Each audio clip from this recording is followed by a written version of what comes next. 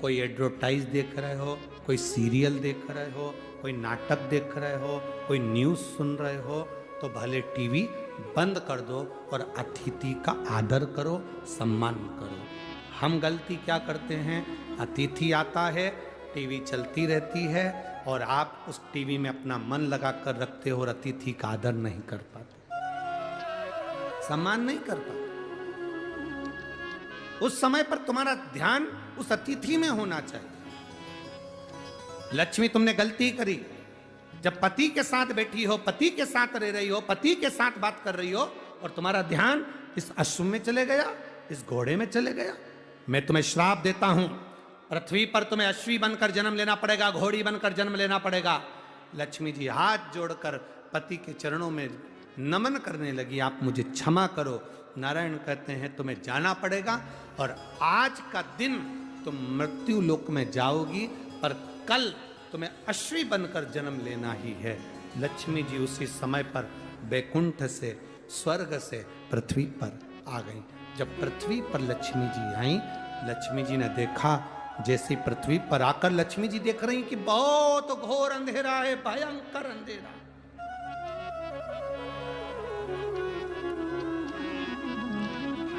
आज लक्ष्मी जी पृथ्वी पर आई, घोर अंधेरा, अमावस्या की रात्रि है, भयंकर रात्रि, चारों तरफ अंधेरा ही अंधेरा।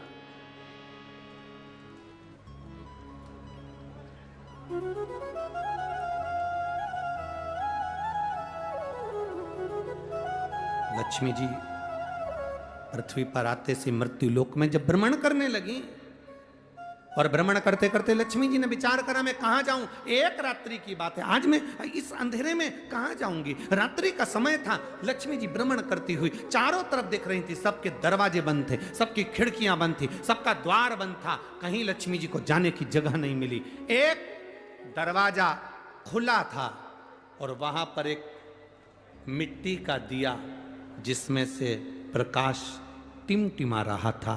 लक्ष्मी जी उस घर के अंदर प्रवेश करी। एक बूढ़ी मां बैठी कपड़े को सिल रही थी। बूढ़ी मां वस्त्र बना रही थी।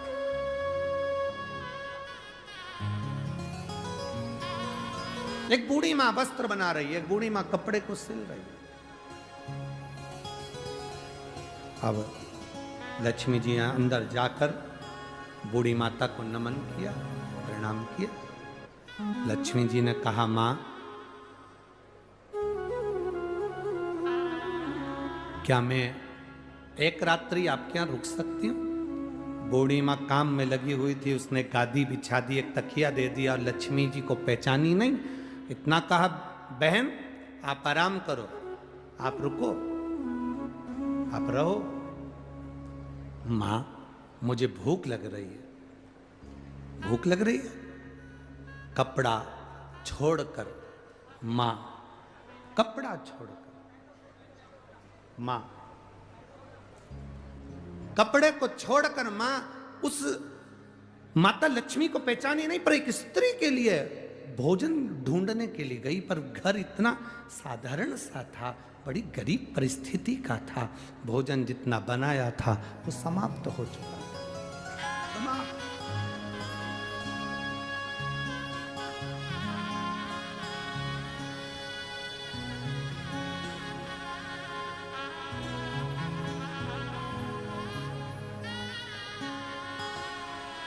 हम जिस घर में रुके हैं, श्री चेतन जी मंडोरा जी के यहाँ, आज हमको बड़ी प्रसन्नता हुई। सुबह का समय था, हम सुबह मॉर्निंग वॉक कर रहे थे। सुबह के समय पर जब घूम रहे थे नीचे,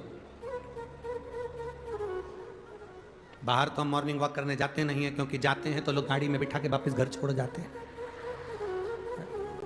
और उन्होंने कहा, गुरुजी गाय को रोटी, हमने कहा लाओ हम देते। गौ माता को जब रोटी दी तो रोटी गर्म थी, हमारी आंख में जल भर गया।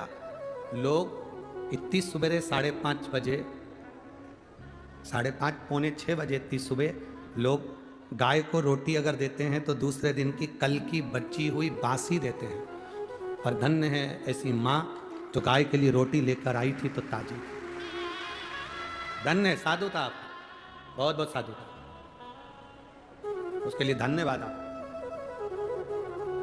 ताजी रोटी को माता को हम मन में सोचे कि यही भाव, ये संस्कार बच्चों में होना चाहिए, ये भाव होना चाहिए। कुछ अच्छा लगता है आपके नगर में, आपके गांव में, आपके क्षेत्र में, तो हम कहने में पीछे नहीं हटते, और जो बुरा लगता है उसको अगली कथा में कह देते, यहीं की यहीं नहीं कहते।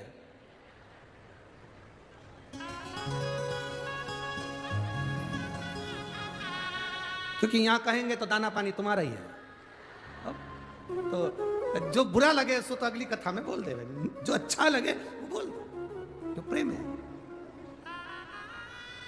तो स्नेहता, आपका वात्सल्य, क्या दूं मैं, क्या प्रदान करूं मैं, क्या दूं मैं।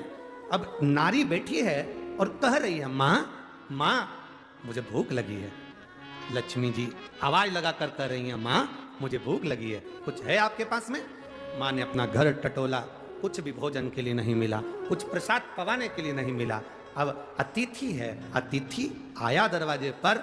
अभी हमने कहा था दरवाजा किसके लिए खोलकर रखना है, लक्ष्मी के लिए दरवाजा नहीं, अतिथि के लिए, मेहमान के लिए। कोई आए तुम्हारे दरवाजे पर, उसके लिए दरवाजा खोलकर रखो। जब हम दूसरे के लिए द्वार खोलेंगे तो लक्ष्मी हमारा द्वार अपने आप खोल देगी, लक्ष्मी अपने आप द्वार खोले।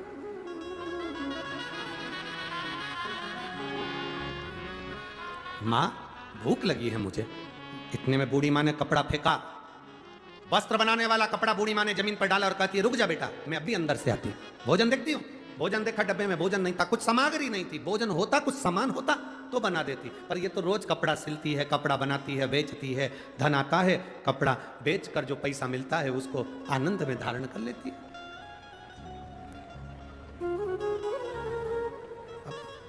है नहीं, याद आया बूढ़ी मां को, याद कि जब मेरा विवाह हुआ था, बूढ़ी मां की शादी, और बूढ़ी की उम्र है 75 वर्ष की, और शादी की उम्र का ध्यान स्मरण आया कि मेरे पास कुछ नहीं। पर मेरी जब शादी हुई थी, पूजन अभिषेक जब किया गया था, मेरे पिताजी के पास में देने के लिए कुछ भी नहीं था। उन्होंने अपने एक वृक्ष में से शहद, मधु को लाकर मुझे दे दिया था। वो मधु का डब्बा मेरे पास में रखा हुआ, शहद का डब्बा मेरे पास रखा हुआ, शहद का डब्बा, मधु का डब्बा मेरे पास। वो शहद का डब्बा मेरे पास में है, वो मधु का डब्बा मेरे पास है। मधु अब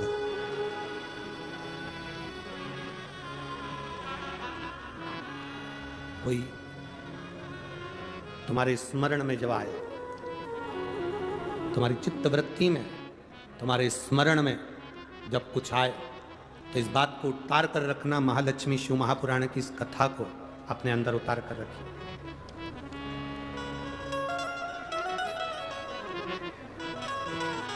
राम सिंह क्लिक कर दो।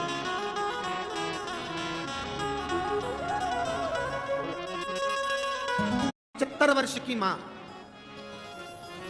75 वर्ष की बूढ़ी मां, और 75 वर्ष की बूढ़ी मां, और उसके विवाह में जो पिता ने शहद दिया था, मधु दिया था, 75 वर्ष की, और 75 वर्ष की बूढ़ी मां को जो शहद दिया गया, दहेज में जो मधु दिया गया था, वो शहद, वो मधु, वो शहद, वो मधु उसके पास में था, उसके स्मरण में आ गया इसमें, और उसके स्मरण में आया कि जो मधु है मेरे पास में, मुझे देना चाहिए। परंतु वो डब्बा जिसमें मधु भरा हुआ था, जिसमें शहद भरा हुआ था, वो डब्बा ढूंढा जा रहा है। वो मधु का डब्बा, वो शहद का डब्बा ढूंढा जा रहा है। और मधु का डब्बा जब ढूंढने के लिए बूढ़ी मां लगी, दरवाजे पर जो दीप लगा हुआ था प्रकाश के लिए, वो दीप को उठाकर लेकर आई। अपने द्वार पर आए हुए अतिथि का आदर, सम्मान, सत्कार कैसा होना चाहिए, ये शिव महापुराण की कथा कहे। आपके द्वार पर आया हुआ अतिथि, उसका आदर, उसका सम्मान, उसका सत्कार कैसा होना चाहिए, ये शिव पुराण बता रहा है। इसीलिए इस महाराष्ट्र की पवित्र भूमि पर जगह जगह पर लिखा रहता है अतिथि देव। महाराष्ट्र की पवित्र भूमि पर जहां तुम जाओ महाराष्ट्र के अंदर जगह जगह पर लिखा मिल जाएगा अतिथि देवो। अतिथि का सम्मान हम करना सीखें, अतिथि का सत्कार हम करना सीखें।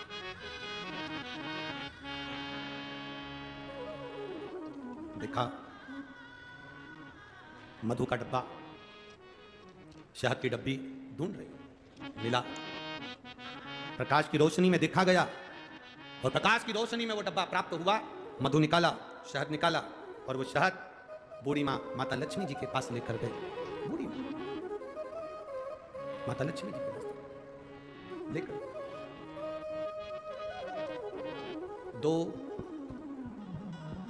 33 कोटि देवी देवता में 2 देवता ऐसे हैं जिनको मधु शहद प्रिय है और उस मधु शहद की प्रियता में वो अपने पास का जितना वैभव होता है वो प्रदान कर देते हैं। 2 देव, एक देवाधिदेव महादेव। 33 कोटि देवी देवता में एक देव ऐसे हैं जिनको महा संबोधन से संबोधित किया गया। कौन है वो? जम के बोलो जरा। महादेव, जिनको महासंबोधन से संबोधित किया गया, संबोधित किया। और 33 कोटि देवताओं की जो धर्म पत्नियां हैं, देवियां, उन देवियों में केवल एक देवी है जिस देवी के नाम के आगे महा का संबोधन लगाया गया, वो केवल एक लक्ष्मी है जिसे महालक्ष्मी कहा गया। महासंबोधन, एक महादेव है और दूसरी महालक्ष्मी। बाकी के किसी देवी के आगे महा का संबोधन नहीं दिया गया। महालक्ष्मी का संबोधन त्रिदेवी में, पार्वती मैया हो, सरस्वती मैया हो, उसमें महालक्ष्मी का संबोधन, महासंबोधन लक्ष्मी के आगे आया और त्रिदेव में महासंबोधन देवाधिदेव महादेव के सामने आया। इसलिए इन एक महादेव और एक महालक्ष्मी, ये 2 देवता ऐसे हैं, एक देवता एक देवी ऐसी हैं जिन पर मधु का प्रयोग सुख प्रदान करता। अब दुनिया के लोगों ने कहा गुरुजी आप एक बात कर देते हो, एक देव महादेव और दूसरे नंबर पर देवी लक्ष्मी महालक्ष्मी, जिन पर मधु का प्रयोग। एक हमने पहले कथा में कहा था कि उसका लोगों ने उपहास भी किया, हंसी भी उड़ाई, पर लोगों ने उसका प्रयोग करा तो फल भी पाया। आज भी उस पत्र को, यहाँ पर भी एक पत्र है उसका, हम बताएंगे। हमने कहा था कि बीज पत्ती पर शहद लगाकर जब आप अपनी पूरी मेहनत करें, पूरा कर्म करें और अच्छी मेहनत में तल्लीन रहें और मेहनत करते हुए जब किसी कार्य के लिए जाएं तो मध्य पत्ती में मधु लगाकर, शहद लगाकर, सुना था कि नहीं सुना था? शहद लगाकर शिवलिंग पर उसको लगाकर फिर जाइए, कार्य में सफलता मिलती है। ये हमने कहा था। अब दुनिया के लोग भले हंसे, पर जिन्होंने स्कंद पुराण पढ़ी हो, कुर्म पुराण पढ़ी हो, लिंग पुराण पढ़ी हो, मत्स्य पुराण पढ़ी हो और जिसने कभी जिंदगी में एक बार शिव महापुराण का स्मरण करा हो या देवी भागवत का स्मरण करा हो, तो उसमें मधु का, शहद का बड़ा महत्व बताया गया। मधु का, शहद का बड़ा महत्व। शहद, मधु एक देवाधिदेव महादेव को समर्पित करने वाला और एक मां लक्ष्मी को समर्पित करने वाला क्या देता है? ये शिव पुराण की कथा कर रही है। जब बूढ़ी मां के पास में कुछ भी नहीं था, 80 साल, 70, 80, 50, 60 साल पुराना शहद, मधु रखा था। शहद, आप लोगों में से कितने लोग हैं जिनके घर में शहद है, मधु है? रखो। अब मधु आपके घर में है, कोई सामान आपके घर में दाल भर कर रखना, उसमें कीड़े पड़ जाएंगे, सड़ जाएगी। दूध रख दिया, घी रख दिया, 10 साल, 5 साल, 8 साल, 15 साल में उसमें कीड़े पड़ सकते हैं, वो सड़ सकता है। पर केवल एक मधु, शहद ऐसा होता है जो 50 साल तक भी रखा रहे तो सड़ता नहीं है, बल्कि औषधि बन जाता है। शहद अगर 40 साल का भी रखा है, मधु अगर 30 साल, 50 साल का भी रखा है तो वो औषधि का काम करता है। और केवल मधु, शहद डब्बे में जैसे औषधि का काम करता है, वैसे ही हमारी जिह्वा में भी अगर हम शहद, वो कहते हैं ना कि शहद जैसी वाणी बोलते हैं, जो शहद जैसी वाणी बोलता है वही दुनिया पर राज्य कर पाता है, जो कड़वा बोलता है वो राज्य नहीं कर पाता। शहद जैसी वाणी, उस मधु का बड़ा प्रयोग है, मधु की बड़ी विशेषता। एक देवाधिदेव महादेव में और एक देवियों में महालक्ष्मी, देवियों में महालक्ष्मी। कभी प्रयास करना, प्रयोग कर देखना।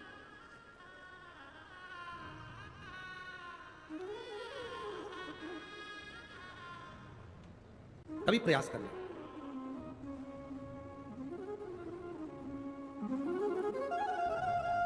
जब तुम्हें लगे जिंदगी में कि बहुत हाथ तंग चल रहा है और बहुत तकलीफ की जिंदगी चल रही, बहुत तकलीफ, बहुत कष्टमय जीवन चल रहा है, बहुत कष्ट।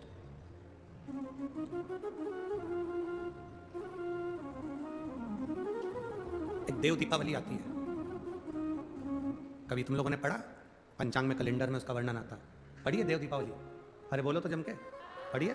एक देव दीपावली आती है, एक दीपावली, एक देव दीपावली। इन दोनों दीपावली के दिन अगर प्रयास करना, अगर बहुत कष्टमय जीवन चल रहा हो, फैक्ट्री भी ना चले, दुकान भी ना चले, व्यापार भी ना चले और कर्जा बढ़ते जा रहा हो, टेंशन ही टेंशन पूरी जिंदगी में हो रहा हो, कहीं से संपदा आ नहीं रही हो, धक्के की जिंदगी चल रही हो, तो एक बार मधु का प्रयोग कर कर देखना। महालक्ष्मी की अगर पूजन कर रहे हो देव दीपावली पर या दीपावली पर, तो पान के पत्ते पर एक शहद की बिंदी रखकर लक्ष्मी जी को भोग लगाइए और शंकर जी के मंदिर में उसी दीपावली को या देव दीपावली पर शंकर भगवान के शिवलिंग पर एक पत्ते पर या पुष्प पर एक बूंद शहद लगाकर शिव जी को समर्पित कर कर देखिए। अगला वर्ष तक इंतजार करना, बाबा आपकी जिंदगी में चार चांद ना लगा दे उस मधु के बल पर, तो आनंद के प्रयास करिए। मधु में क्या बल है? ये शिव महापुराण की कथा कर रही है। लक्ष्मी जी को श्राप दिया गया, तू अश्व की योनि में जाएगी, अश्वी बनेगी, घोड़ी बनेगी। भगवान नारायण ने लक्ष्मी को पृथ्वी पर भेज दिया। लक्ष्मी जी पूरी रात्रि, अमावस्या की रात्रि अंधेरे में भ्रमण कर रही हैं, कहीं उनको जगह नहीं मिली। एक दरवाजा खुला था, दीपक टिमटिमा रहा था, लक्ष्मी जी उसमें प्रवेश कर गई। बूढ़ी माँ कपड़े बना रही थी, भोजन मंगा, भोजन था नहीं। बूढ़ी माँ ने शहद का डब्बा ढूंढ लिया, मधु की डब्बी ढूंढ ली। उस मधु की डब्बी को, उस शहद की डब्बी में से थोड़ा सा मधु लाकर लक्ष्मी जी को दे दिया। थोड़ा सा मधु लाकर, थोड़ा सा शहद लाकर लक्ष्मी जी को दिया।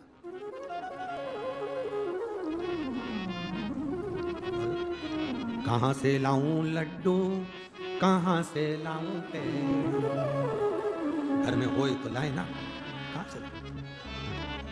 कहां से लाऊं लड्डू, कहां से लाऊं तेल, कहां से लाऊं बर्फी वो शक्कर चढ़ी रे, कहां से लाऊं बर्फी वो शक्कर चढ़ी रे। ओ भोले तेरी सेवा हमसे ना बनी रे, ओ भोले तेरी सेवा हमसे ना बनी रे।